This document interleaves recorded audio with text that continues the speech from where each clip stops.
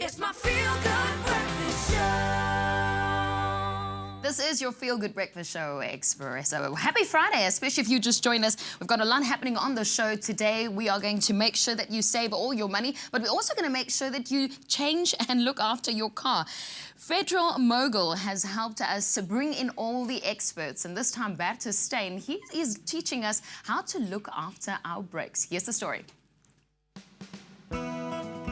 I've learned the hard and expensive way that you don't want to be maintaining your brake system after something horrible has gone wrong. Luckily, there are some warning signs that your brake pads and discs might need to be replaced. Bertie's going to give us a bit of a play-by-play. Some of 2014's most horrific road accidents were found to be caused by brake failure.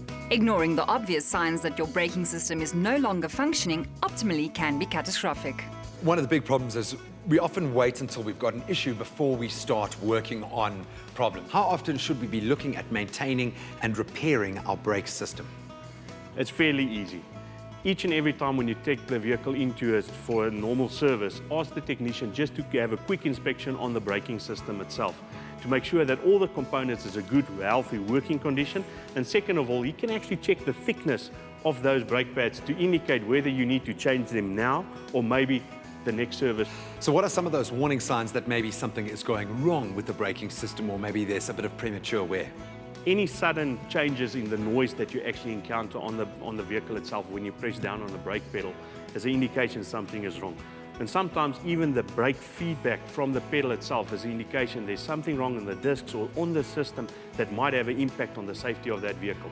Get it checked out as soon as possible because we need that vehicle in a roadworthy condition. We know that it's not an exact science. Every driver is different, environments are different. What are some of the factors that can weigh in on the performance or the lifespan of those brake pads or the system? The biggest impact on the lifespan of a set of brake pads is the heat that's generated by brake applications. So if you are very hard on or harsh on the braking of that vehicle, it actually elevates the operating temperatures. Therefore, the lifespan is going to be much smaller on the set of brake pads. For instance, a bakkie that's carrying a load every day doesn't have the same lifespan to somebody that bought a bakkie to use for leisure over weekends. Something to remember, if you fitted a set of brake pads and it did not last more than 10,000 kilometers, there's clearly something wrong on the braking system itself. So get it checked out by a specialist, and if they can't fix it, get in contact with us so we can go out, assess the vehicle, make sure that the problem is fixed to ensure ultimately that that vehicle is safe to use on public roads.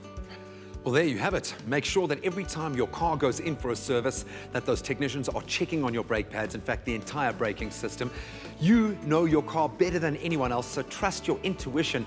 Monitor those changes from day to day. And don't always blame the product. If something is going wrong, make sure that you check the entire braking system to find out where that fault is, because ultimately, lives are at stake. Join Ferodo South Africa on Facebook and answer one easy question about Ferodo's latest episode on Espresso to stand a chance to win 1,000 Rand in cash. Competition opens at noon and closes at noon on Monday. T's and C's apply.